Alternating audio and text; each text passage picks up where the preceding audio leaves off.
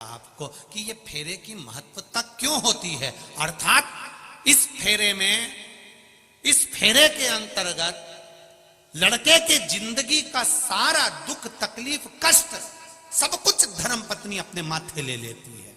इसलिए जब दुख की घड़ी आती है तो धर्म पत्नी अपने पति को एक ज्ञानी बनकर ज्ञान भी दे देती है। तुम चिंता मत करो, हो गया ना कर्जा, धीरे धीरे चुकेगा, टेंशन लेने की जरूरत नहीं है, आप तो अपना कर्म करो, देखा जाएगा। मेरी रकम पड़ी है ना, वो दिया। धर्म पत्नी विल पावर मजबूत करती है, धर्म पत्नी बल देती है। क्यों टेंशन लेते हो, मैं बैठी हूं ना, मैं चलती हूं ना तुम्हारे साथ में, मैं आगे बढ़कर काम कर दूंगी, तुम चिंता मत करो। तुम लगाओ दुकान, मैं बर्तन धो दूंगी, तुम लगाओ ये काम, मैं तुम्हारे साथ कदम से कदम मिलाकर काम करूंगी। वो होती है धर्म पत्नी। शिव जी ने अपनी पत्नी से कहा, विष मेरे लिए आया है, मैं पीऊंगा, मर जाऊंगा, तो क्या तुम मुझे देखती रहेगी? धर्म पत्नी कहती है, तो मेरा क्या काम है? पति कहता है, अनसुईया पति को लेकर आ गई, सावित्री यम की केस से लेकर आ गई, तो तू तेरे पति को मरता हुआ देख लेगी? पार्वती जी कहती, अब भी अच्छे से पियो, तुम जरा पियो पियो, मैं निपट लूंगी सब। शंकर भगवान ने विष का प्याला लिया, शिव जी ने विष पीना चालू करा, पार्वती मैया श्वास में से निकल गई।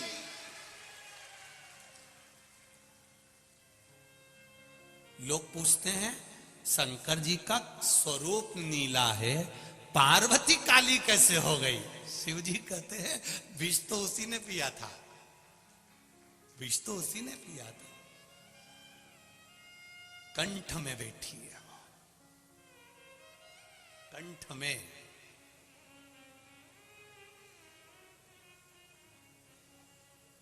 भीतर बैठकर विष शिव जी ने पिया। शंकर जी ने पार्वती से पूछा, पार्वती विष मेरे गले में है।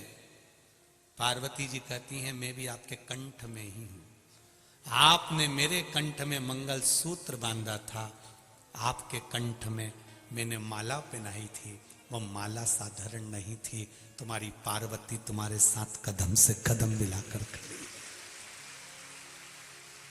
कदम से कदम मिलाकर।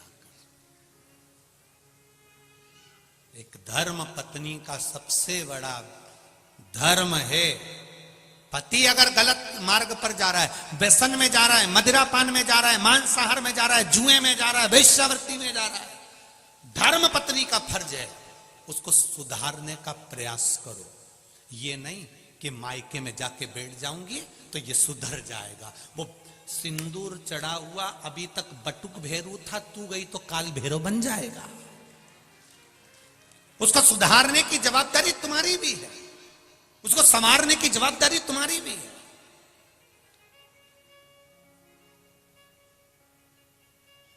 कई कई माताएं भी कह देती हैं अपने अपने बेटे के लिए, सुधर जाएगा री, तो ज्यादा ज्ञान मत दे। कल की आई और मेरे छोरे को ज्ञान दे रही है। मेरी माताओं से निवेदन है, तुम इतने साल में नहीं सुधार पाई तो अब का सुधार लोगी?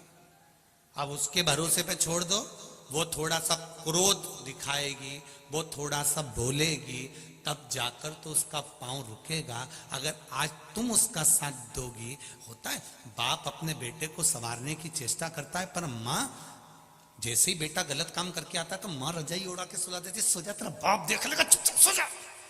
माँ ने अपने बेटे पर रजाई नहीं डाली है, अपने ऊपर माँ ने खुद राख डाल ली है कि जिंदगी बर्बाद कर दी छोरे की। जिस दिन गलत काम कर कर, एक हमने बचपन में पढ़ी थी एक कथा, शायद तुमने भी पढ़ी होगी, कानपुर की जीजियों और जीजाओं, तुमने भी पढ़ा होगा, हमने भी अपने बचपन में पढ़ा था। एक बच्चा पेंसिल चुरा लाया, पेंसिल चुरा के मम्मी को बोला, माँ मैं पेंसिल लाया हूं। माँ ने कुछ नहीं कहा। बच्चा पेन लाया, माँ ने कुछ नहीं कहा। बच्चा बॉक्स लाया, माँ ने कुछ नहीं कहा। बच्चा बैग चुरा लाया, माँ ने कुछ नहीं कहा। वो बच्चा नामी चोर हो गया, चोर हो गया, पकड़ाया, ले जाकर खड़ा करा, जेल में डाल दिया। जेल में डाल दिया तब उस बच्चे से पूछा गया, तेरी अंतिम इच्छा क्या है, क्योंकि तुझे सूली पर चढ़ाया जा रहा है। वो बच्चा कहता है, मेरी माँ को बुला दो, मैं उनके कानों में कुछ कहना चाहता हूं। मेरी माँ को बुला दो, मेरी माँ के कानों में कुछ कहना चाहता हूं। माँ को बुलाया, बच्चे ने अपने दांतों से मां का कान पकड़ लिया, खून बहने लगा। पुलिस वालों ने छुड़ाया, छोड़ ये तेरी मां है। वो कहता है आज सूली पर चढ़ाने वाली भी ये मेरी मां है। अगर पहली बार पेंसिल चुराई थी, थप्पड़ मारती, तो आज मैं चोर नहीं बनता। हम अपने बच्चों को अगर संवारेंगे तो बच्चा संवरेगा। हम अपने बच्चों को नेक मार्ग दिखाएंगे तो नेक मार्ग पर चलेगा। हम अपने बच्चे को सुधारने का प्रयास करेंगे, बच्चा सुधरेगा। आप अगर बच्चे पर रजाई डाल रहे हो तो बच्चा भी सोचेगा कि मेरी मां मेरा पक्ष ले रही है, तो वो गलत करेगा, ये निश्चित है। थोड़ा सा सवारी हमने पढ़ा है बचपन में, शायद आपने भी पढ़ा होगा। ऐसा नहीं है कि नहीं पढ़ा होगा, पढ़ा सबने होगा।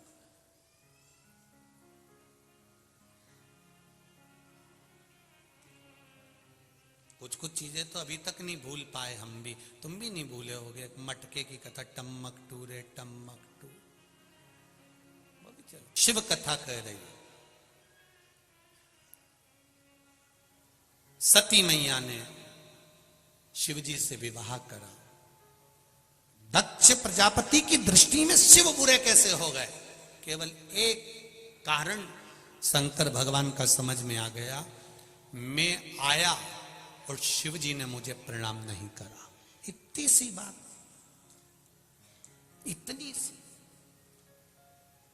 अब किसी ने कहा कि शिवजी महाराज,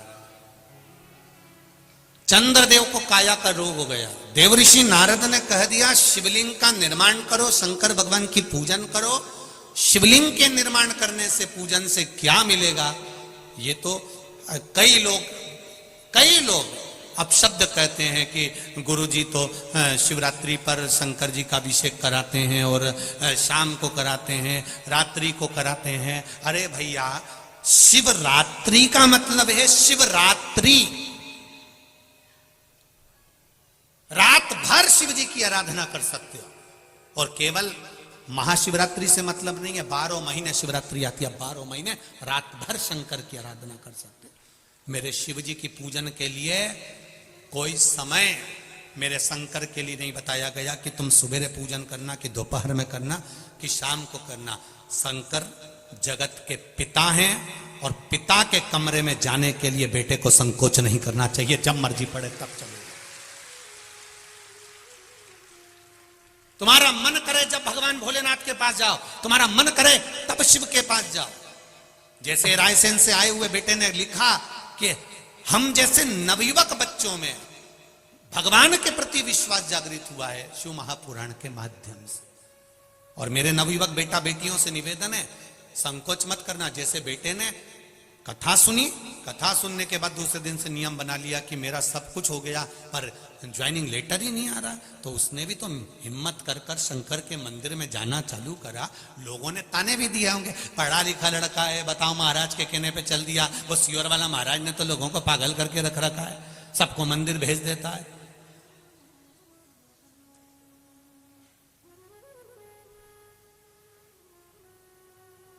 तो उसमें दिक्कत क्या है मंदिर जाने में? शिव मंदिर जाने में तकलीफ क्या है? सियोर वाले महाराज ने ये तो नहीं कहा आप लोगों से कि हमारे यहाँ आओ। सियोर वाला महाराज तो एक बात जरूर कहता है, कहीं मत जाओ पर शिव के द्वार जरूर जाओ, शंकर के द्वार जाइए, शिव की उदारता जरूर पाइए।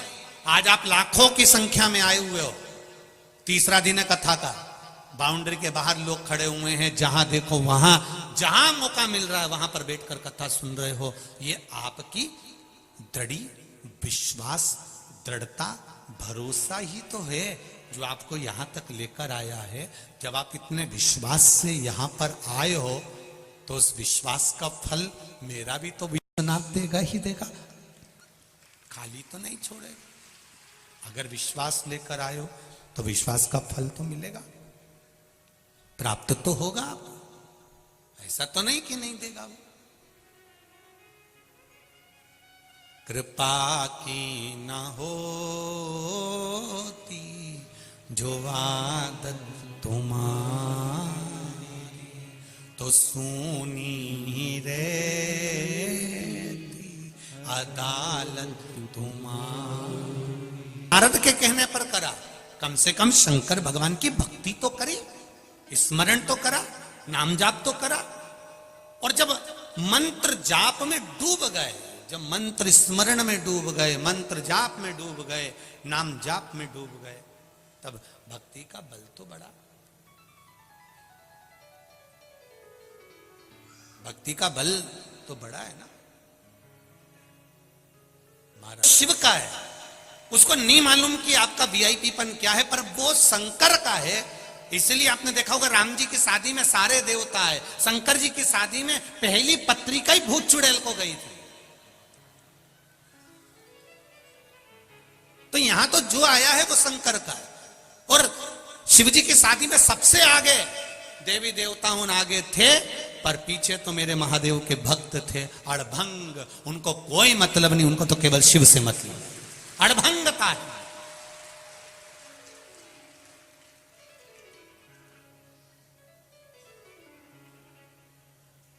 हमारा ये मना नहीं है, हमारे लिए वीवीआईपी वीआईपी और आप सब एक जैसे हो। हमारे लिए उसके लाखों दीवाने बड़े से बड़े उसके चरणों में कंकड़ माटी से पड़े, उसके लिए सब बराबर।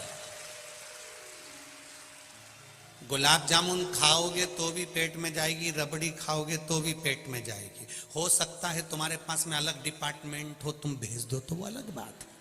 और मेरे महादेव के पास में तो एक ही डिपार्टमेंट है, जो शिव की कथा में आ गया भगवान ने कह दिया वो भले कुछ भी है उसकी झोली में भरकर भेजूंगा। वो गरीब है अमीर है जो है उसकी झोली मुझे भर। 3 घंटे कथा का रसतत्व आपके लिए और हमारे लिए। केवल आप कथा सुनते ऐसा नहीं है, हम भी कथा सुनते, बाँचने के साथ में हम भी उस बल बढ़ाइए, उसका रसतत्व बढ़ाइए। शिव कथा कह रही, शिवलिंग का निर्माण करा। और निर्माण करने के बाद में शंकर भगवान के शिवलिंग के निर्माण का जो आनंद था वो चंद्रदेव ने पा लिया और काया के रोग से मुक्त हो गए। काया के रोग से मुक्त। एक बात और आपसे कहेंगे, उतारिएगा। जिसके शरीर में सफेद चमड़ी पड़ने लगती है, चर्म रोग हो जाता है, या चेहरे पर आंख के पास में पूरा कालापन आ जाता है, उसको हमेशा याद रखना है लाल चंदन का लेपन पीपल के पत्ते पर करिए।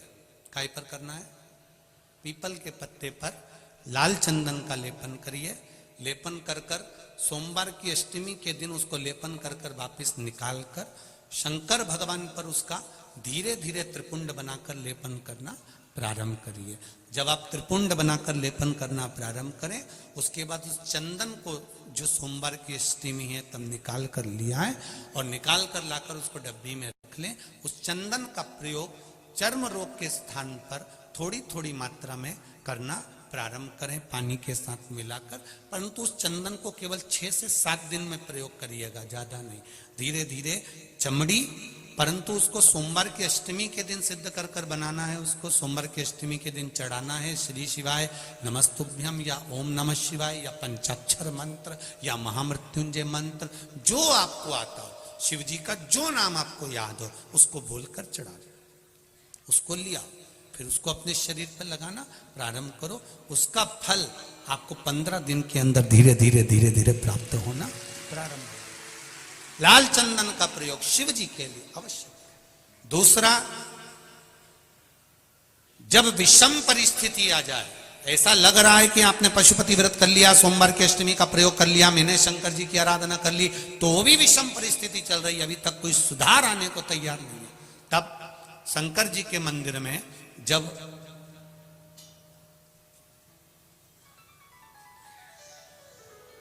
बेलपत्र चढ़ाने के लिए आप जाएं, तब प्रयास करिएगा कि बेलपत्र को, अशोक सुंदरी का स्थान सबको मालूम है ना? बोलो, जम के बोलो जरा, मालूम है सबको? अशोक सुंदरी वाली जगह पर बेलपत्री को डंडी वाली जो जगह है जहां से पानी बहकर जाता है उधर रखना।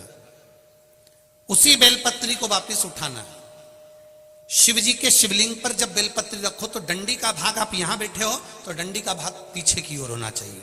शिवलिंग जैसे ये है तो डंडी का भाग पीछे की ओर, उसको रखकर 7 लोटा जल भगवान शंकर पर समर्पित कर दीजिए, अपने भाव को रखते हो। अगर विषम परिस्थिति चल रही है, आपने पशुपति व्रत कर लिया, सोमवार की अष्टमी का कर लिया, उसके बाद भी कार्य नहीं हो रहा, अटक रहा है किसी कारणवश, कोई फाइल मोटी है, थोड़ा समय लग रहा है, तो 7 लोटा जल का प्रयोग करें।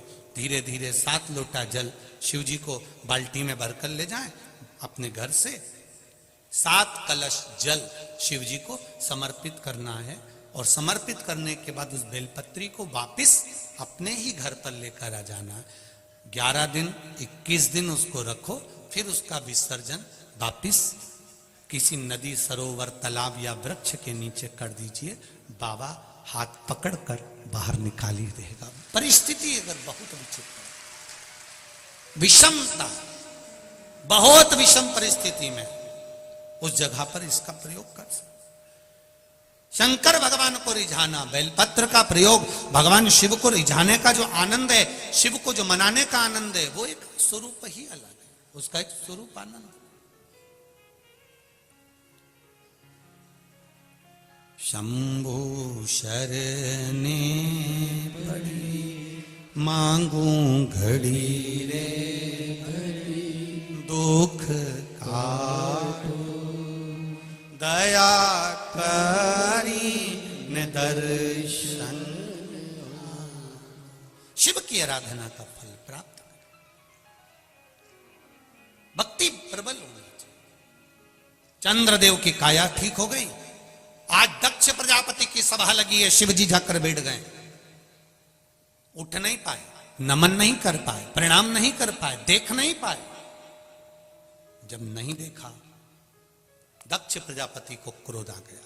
क्रोध आया, खड़े हो गए, श्राप दे दिया, रे शिव, ये केवल देखने का श्राप नहीं है, ये केवल दक्ष प्रजापति ने इसलिए शंकर जी का अपमान करा क्योंकि इन्होंने चंद्रदेव की काया को ठीक कर दिया था। श्राप दिया था दक्ष प्रजापति ने, और चंद्रदेव जब सभा में आकर बैठे तो उनकी काया ठीक थी। चंद्रदेव की काया बिल्कुल ठीक। दक्ष प्रजापति ने पूछा, चंद्रदेव की काया ठीक कैसे हो गई? मैंने श्राप दिया था तो ये तो ठीक नहीं होना था, फिर ये ठीक कैसे हो गया? तब देव ऋषि नारद ने कहा, दक्ष प्रजापति, तुमने श्राप दिया है, पर संवारने वाला वो भोलेनाथ सामने बैठा हुआ है, उसने सवार। शिव ने इसको अच्छा कर दिया, हाँ, शंकर भगवान ने इसको अच्छा कर दिया, हाँ। रुको, अब गुस्सा, अब क्रोध चरम पर पहुंच गया। अब क्रोध पहुंचा तो जैसे ही दक्ष प्रजापति अंदर आए और नारद जी ने कह दिया कि चंद्र की काया इसलिए ठीक हुई क्योंकि उसको शिवजी ने ठीक कर दिया, तो अंदर आते से ही तिलबिला रहे थे।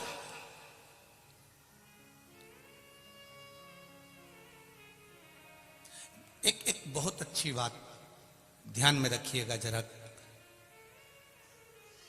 कानपुर वालों, एक बात का स्मरण अपने पास में रखिएगा, कभी भी कच्चे कान के मत रहना।